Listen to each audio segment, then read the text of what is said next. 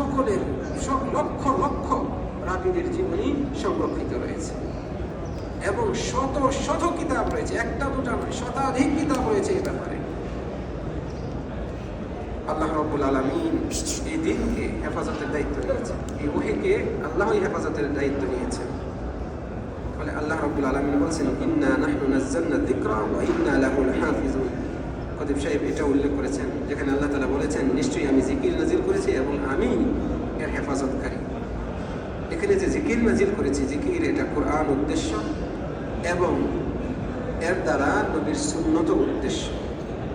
এর ব্যাখ্যা একটু আগে আমি উল্লেখ করেছি। নবীর সুন্নত উদ্দেশ্য কি কারণে? যেহেতু কোরআনের ব্যাখ্যাকারী হচ্ছে সুন্নত। আপনি যখন কোরআনের উপর ঈমান আনবেন তখন আপনাকে আবশ্যিকভাবে সুন্নতের উপর ঈমান আনতে হবে।